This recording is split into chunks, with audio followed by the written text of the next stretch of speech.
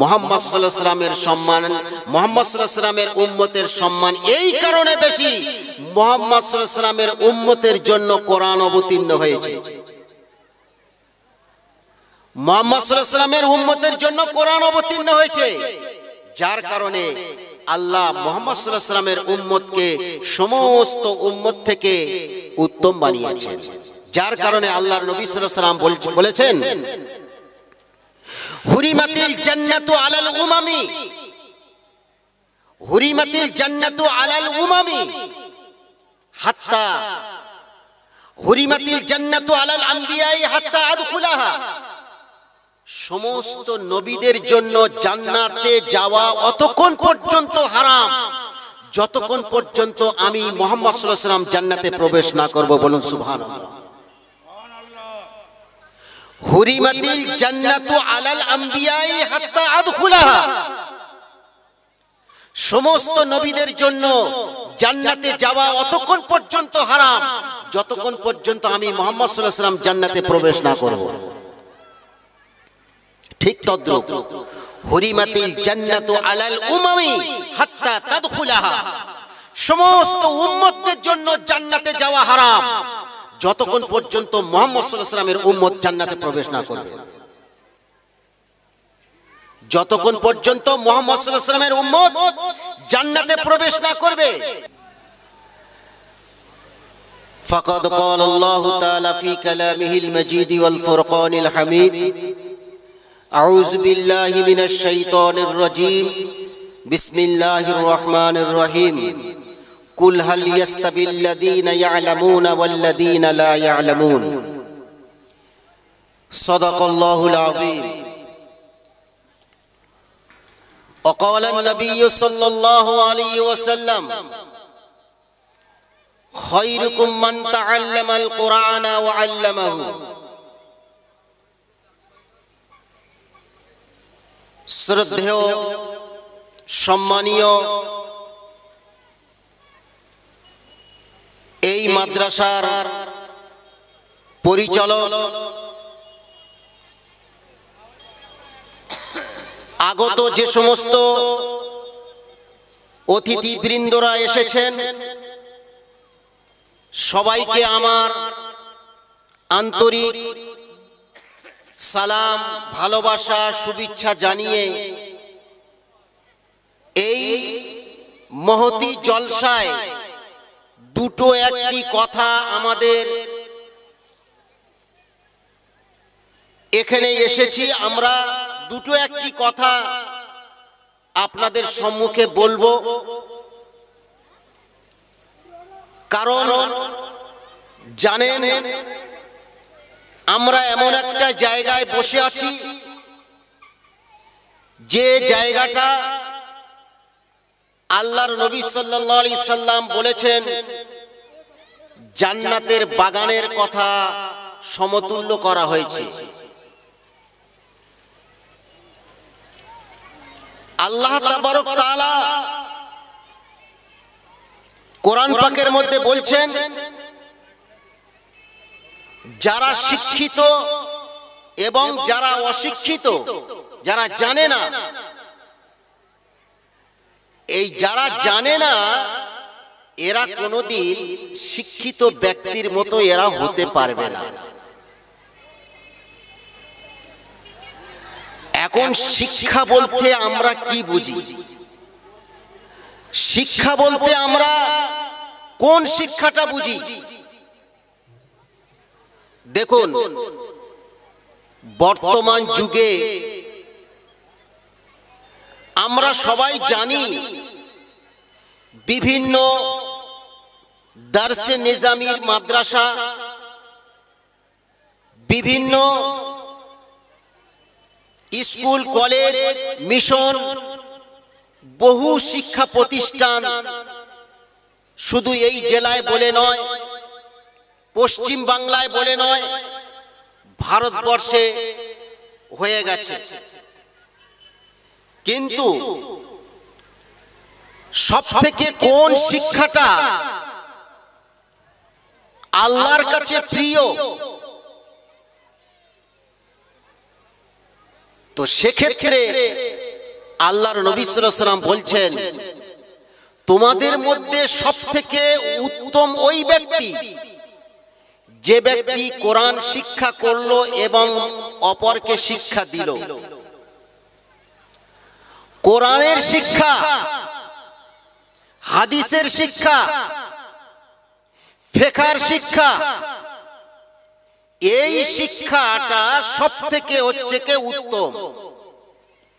আমি আপনাদেরকে ইংরেজি পড়তে নিষেধ করছি না, ফিজিক্স পড়তে নিষেধ করছি না, বায়োলজি পড়তে নিষেধ করছি না, ম্যাথ পড়তে নিষেধ করছি না, কিন্তু সমস্ত শিক্ষার ঊর্ধ্বে কোরআনের শিক্ষা, যেটার ক্ষেত্রে আল্লাহর নবী সাল্লাল্লাহু আলাইহি ওয়াসাল্লাম বলেছেন, খায়রুকুম মান তাআল্লামাল কোরআনা ওয়া আল্লামাহু।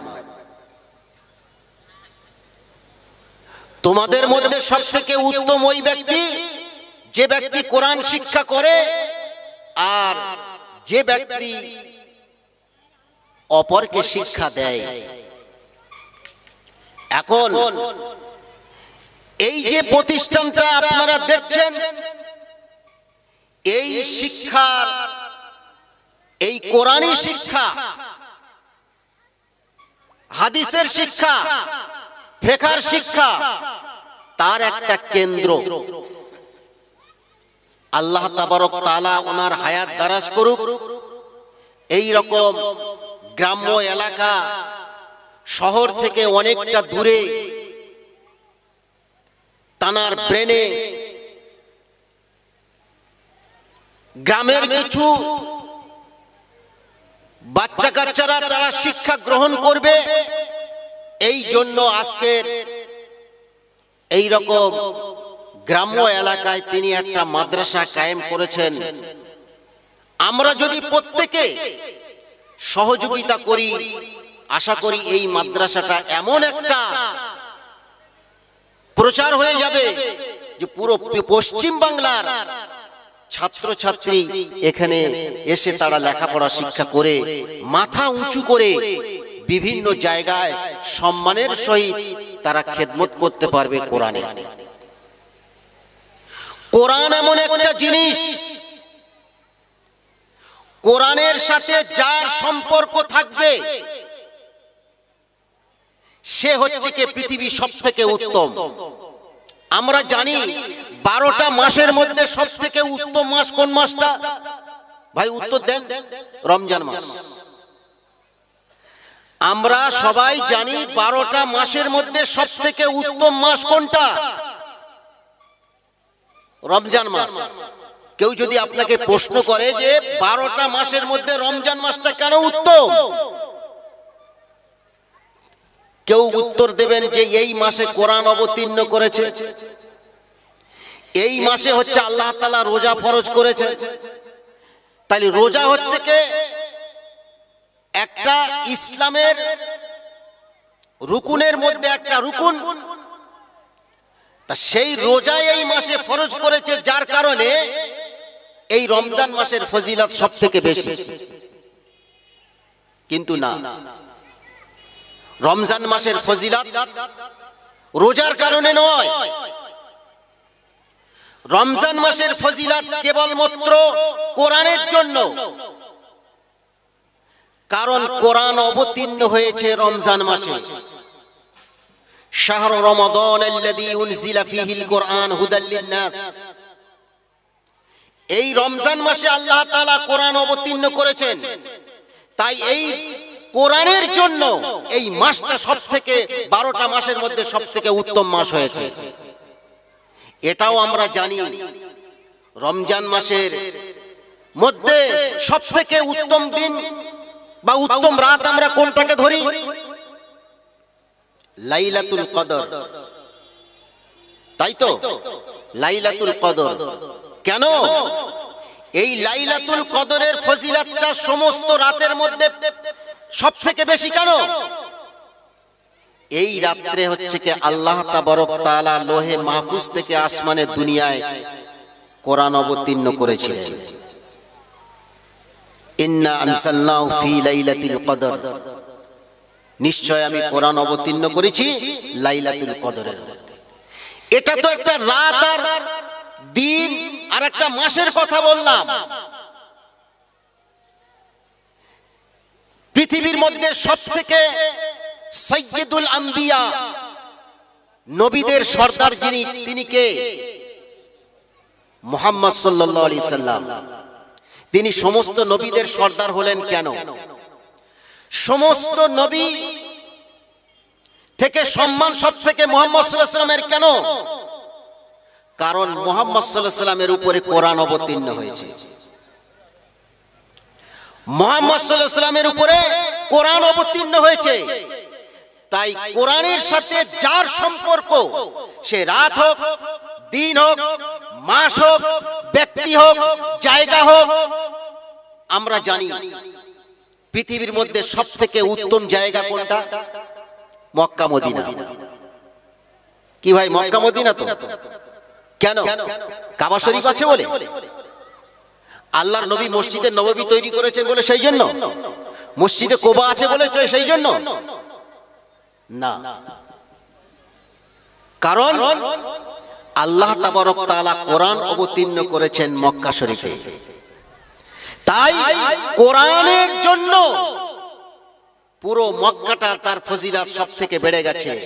আল্লাহর নবী সাল্লাল্লাহু আলাইহি ওয়াসাল্লামের উপরে কোরআন অবতীর্ণ হয়েছে, তাই আল্লাহর নবী সাল্লাল্লাহু আলাইহি ওয়াসাল্লামের সম্মান সমস্ত নবীর উপরে।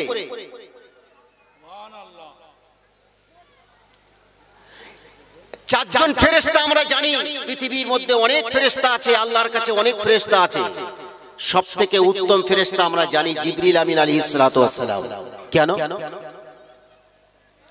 তিনি আল্লাহর কাছ থেকে এই কোরআন মুহাম্মদ সাল্লাল্লাহু আলাইহি ওয়াসাল্লামের কাছে নিয়ে এসেছেন, তাই কোরআনের সাথে এনার সম্পর্ক। তাই সমস্ত ফেরেশতাদের সর্দার হচ্ছে কি হযরতে জিবরিল আমিন আলাইহিস সালাতু ওয়াস সালাম।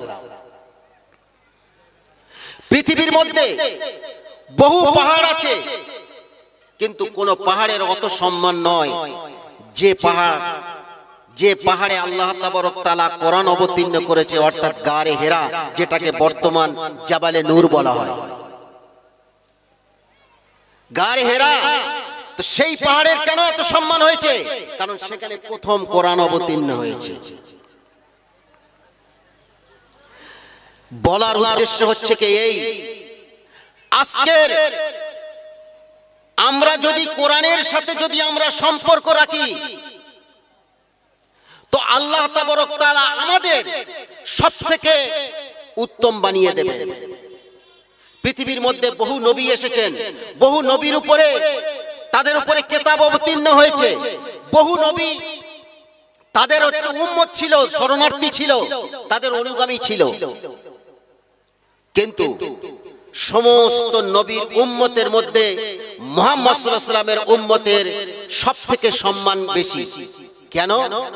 মুহাম্মদ সাল্লাল্লাহু আলাইহি ওয়াসাল্লামের সম্মান, মুহাম্মদ সাল্লাল্লাহু আলাইহি ওয়াসাল্লামের উম্মতের সম্মান এই কারণে বেশি, মুহাম্মদ সাল্লাল্লাহু আলাইহি ওয়াসাল্লামের উম্মতের জন্য কোরআন অবতীর্ণ হয়েছে।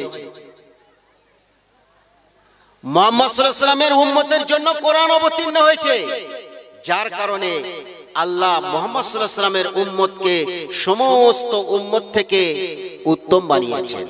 যার কারণে আল্লাহর নবী সাল্লাল্লাহু আলাইহি ওয়াসাল্লাম বলেছেন, হুরিমাতিল জান্নাতু আলাল উমামি, হুরিমাতিল জান্নাতু আলাল উমামি হাত্তা হুরিমাতিল জান্নাতু আলাল আম্বিয়াই হাত্তা আদখুলাহা। সমস্ত নবীদের জন্য জান্নাতে যাওয়া অতক্ষণ পর্যন্ত হারাম, যতক্ষণ পর্যন্ত আমি মুহাম্মদ সাল্লাল্লাহু আলাইহি ওয়াসাল্লাম জান্নাতে প্রবেশ না করব। বলুন সুবহানাল্লাহ। হুরিমাতিল জান্নাতু আলাল আম্বিয়াই হাত্তা আদখুলাহা। সমস্ত নবীদের জন্য জান্নাতে যাওয়া অতক্ষণ পর্যন্ত হারাম, যতক্ষণ পর্যন্ত আমি মুহাম্মদ সাল্লাল্লাহু আলাইহি ওয়াসাল্লাম জান্নাতে প্রবেশ না করব। ঠিক তদ্রূপ হুরিমাতিল জান্নাতু আলাল উমামি হাত্তা তাদখুলাহা। সমস্ত উম্মতদের জন্য জান্নাতে যাওয়া হারাম, যতক্ষণ পর্যন্ত মুহাম্মদ সাল্লাল্লাহু আলাইহি ওয়াসাল্লামের উম্মত জান্নাতে প্রবেশ না করবে। যতক্ষণ পর্যন্ত মুহাম্মদ সাল্লাল্লাহু আলাইহি ওয়াসাল্লামের উম্মত জান্নাতে প্রবেশ না করবে, ততক্ষণ পর্যন্ত কোন উম্মত কোন নবী তারা জান্নাতে যেতে পারবে না। তাই মুহাম্মদ সাল্লাল্লাহু আলাইহি ওয়াসাল্লামের উম্মত হওয়ার আল্লাহ তাআলা আমাদের তৌফিক দান করেছেন। আর যা কিছু সম্মান, রাত্রের সম্মান, দিনের সম্মান, মাসের সম্মান, ব্যক্তির সম্মান, নবীর সম্মান, সবকিছু এই কোরআনের সাথে যার সম্পর্ক তার জন্য। কোরআনের সাথে যার সম্পর্ক থাকবে আল্লাহ তাআলা তার সবথেকে উচ্চ স্থান দান করবেন। আজকের বলুন তো, আপনি একটা 3000 টাকা দামের একটা শাল গায়ে দিয়ে চলে যাচ্ছেন, যেতে যেতে পড়ে গেছে রাস্তায়, তো আপনি কি করছেন? শালটা একটু এরকম ঝেড়ে দিয়ে আবার নিয়ে চলে গেলেন, তাই তো?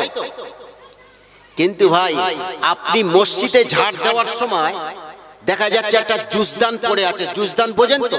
কোরআন, ওই যে কাপড় দিয়ে কোরআন ঢেকে রাখে, জুজদান। তা সেই জুজদানটা, কাপড়টা পড়ে আছে, ছেঁড়া করা কাপড়, ময়লা কাপড় পড়ে আছে, যার কোনো মূল্য নেই। তো আপনি সেইটা, ওই জুজদানটা নিয়ে ঝেড়ে আপনি চোখে মুখে চুমো খাচ্ছেন, না চোখে মুখে লাগিয়ে ভালো করে হেফাজত করে রাখছেন। কেন বলুন তো? এর তো কোনো দাম নেই। 3000 টাকা শাল তেমনি রেখে হচ্ছে চলে গেলেন, কিন্তু এর তো কোনো দাম নেই।